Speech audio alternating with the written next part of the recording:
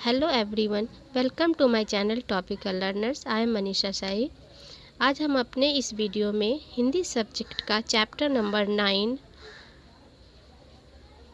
वह देश कौन सा है पढ़ेंगे। तो आइए हम इस चैप्टर को पढ़ते हैं और समझते हैं। यह जो कविता है इसके लेखक राम नरेश त्रिपाठी हैं, जिनका जन्म 4 मार्च 1889 में हुआ था और इनकी मृत्यु 16 जनवरी 1962 को हो गई।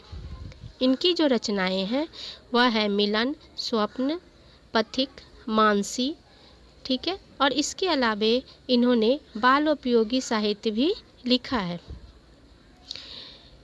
ये राष्ट्रीय सांस्कृतिक काव्यधारा के प्रमुख कवि हैं, ठीक है। और यह जो कविता है, इस कविता में भारत देश की विभिन्न विशेषताओं का सुंदर वर्णन किया गया है, ठीक है। तो अब हम लोग कविता की तरफ चलते हैं, ठीक है। इसका जो यह पहला जो पैरा है वह है, मनमोहनी प्रकृति की जो गोद में बसा है, सुख स्वर्ग सा जहाँ है, वह देश कौन सा है। मतलब कि जो सुंदर मनमोहक प्रकृति की गोद में बसा है, जहाँ स्वर्ग जैसा सुख है, वह देश कौन सा है। जिसके चरण निरंतर रत्नेश धो रहा है, जिसका मुकुट हिमालय, वह देश कौन सा है, ठीक है।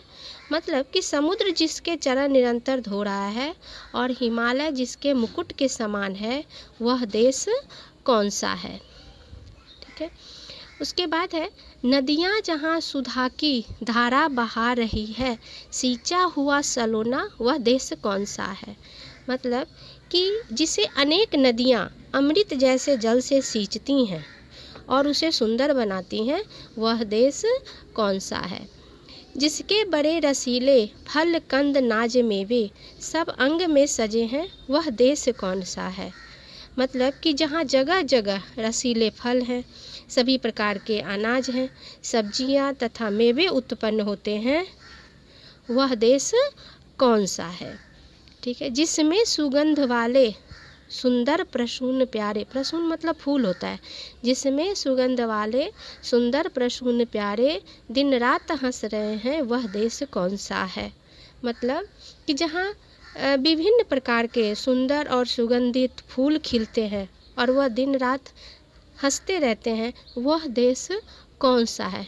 फूल हंसने का मतलब है कि फूल जो है खिले रहते हैं, वो सुंदर दिखाई देते हैं और पूरे वातावरण को भी और भी सुंदर बनाते हैं, ठीक है।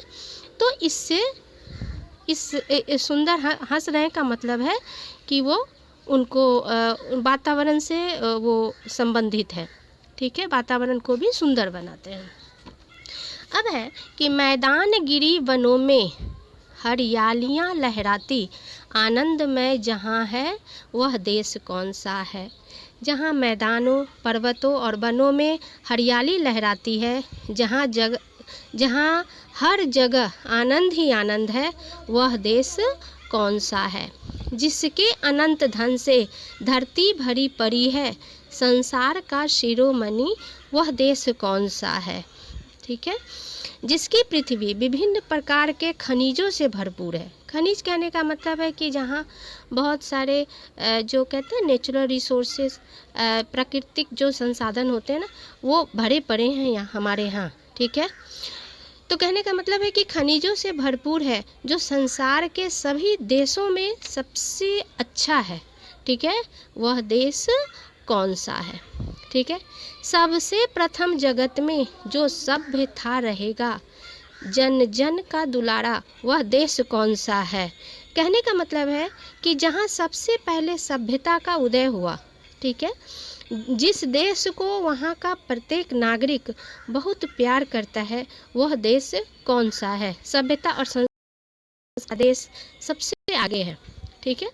नव क्रांति के पुजारी सेवक सपूत जिसके, भारत सिवाय दूजा, वह देश कौन सा है।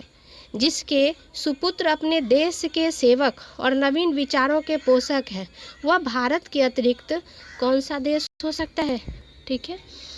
तो यहाँ पर यह चैप्टर जो है कंप्लीट हुआ, ठीक है। अब आइए थोड़ा हम लोग इसके शब्द वाटिका की तरफ चलते हैं, ठीक है। मनमोहनी, मनमोहनी का मतलब होता है कि मन को मोहित करने वाली। निरंतर, निरंतर मतलब होता है सदैव, ठीक है।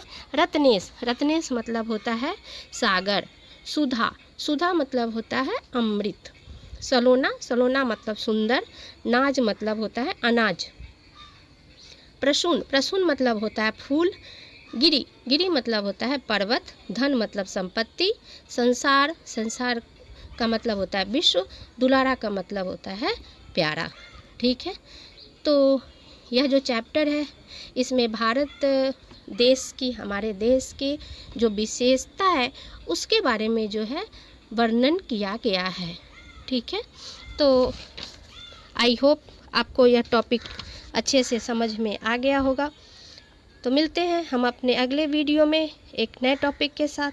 तब तक के लिए बाय।